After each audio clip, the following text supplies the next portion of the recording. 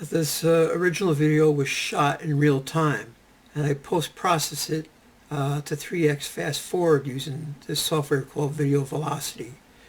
Oh, look, there's something. What's that? I don't think that's a Starlink. I think that's some other sort of satellite. Now remember, this is 3x fast forward, so that thing is moving really slow.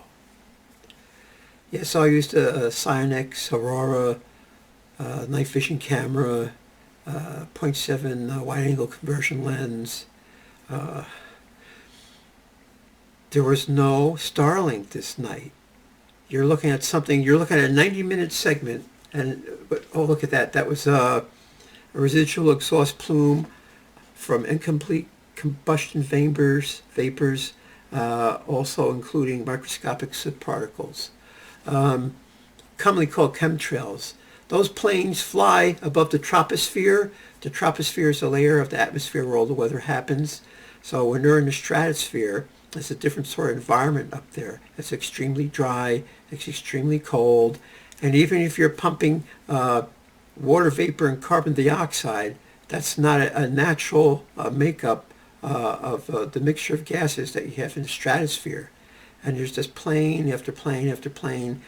There's another one pumping stuff into the stratosphere that isn't there. So, and let's face it, water vapor and carbon dioxide are chemicals, but no engine produces 100% complete combustion. So there's always other secondary chemicals.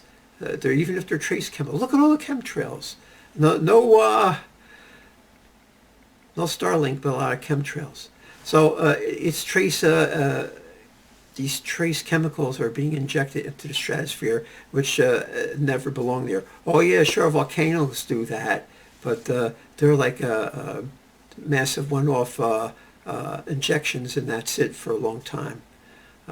So at the very end of this video, you can see the bolide that I captured. One bolide after a year or two of running these cameras every clear night, that I was so inclined to put them out.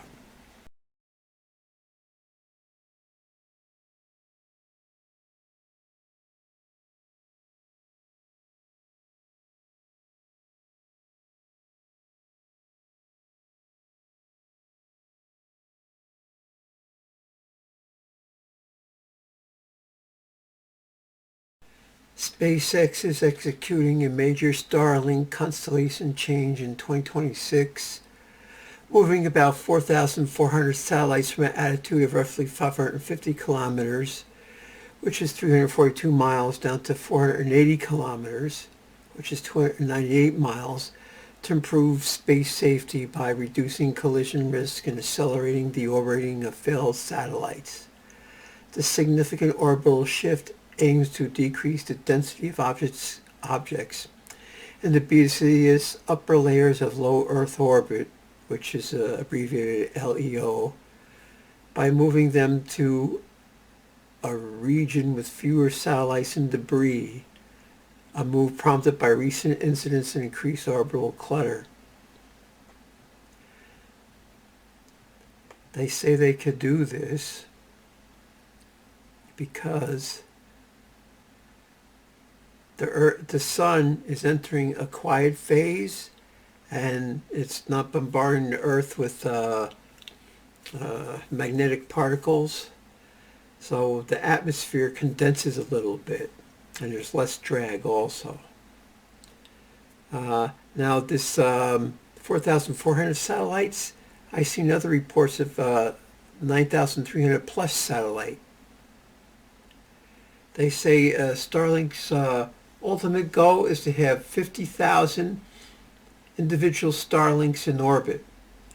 China wants to put 40,000 in orbit. So that would be 90,000 objects in orbit. And one of the reasons, I mentioned China, Starlink is lowering their satellites is because China is hogging the other orbit. Now, what does this mean to the man in the street? I'm the man in the street. I just noticed that there's a lot less Starlinks flitting around at night. I set up my Sionyx aurora, night vision camcorder with a wide angle conversion lens, and I point it at the usual spots in the sky, and Starlink's like down like 99.9%. Well, why? The higher up something is in orbit, the longer it will be illuminated by the sun, while us, the terrestrial viewers, are in the Earth's shadow, i.e. at nighttime. Of course, the best time to see Starlink is right before sunrise and sunset. Before the start of a civil twilight, nautical twilight, is okay, but it should be at the start of nautical twilight in the morning and at the end of nautical twilight in the evening, if I got my directions unmixed up. So that's what you got to remember. At midnight, where I live, at 40 degrees north latitude, at midnight, this Earth blocks the sun and you can forget about anything. Now there could still be, if you look at the northern polar regions, you can see some high-flying satellites at night. Satellites that are much higher than low Earth orbit can still be seen, but the further away they are, the dimmer they are. So I've seen pictures of Starlinks. They're like mirrored cubes. That's what they look like. So is this a good thing? If you're an astronomer, yeah, that's great. Say I'm actually looking for meteors instead of a Starlink. Well, I don't have to worry about the sky pollution and sky clutter. Now, I've been taking quite a number of these night vision videos over the years, and only recently did I capture a bolide. That's, I don't know how many, say 100 hours, maybe more. And I really casually doing it, going out. The bolide has to come in when my camera's out. I can't put the camera out when the I'm sure I missed some bolides. I'm just saying. So I'm more dedicated study than most people, but not a super dedicated study. So it's more than casual, but it's not an in-depth study. And maybe in the past year, this is only the first bolide I've seen captured even. So there's that. So we're going to see that video at the end, because what I'm presenting to you is a segment of the sky from approximately 9 p.m. to 11 p.m. Eastern Standard Time on the night of January 8th, 2026. And I saw almost none, not at all, nothing. No Starlink. I saw a couple airplanes, couple chemtrails. Oop, I can't say that word on YouTube, chemtrails. And a few handful of meteors, some brighter than others.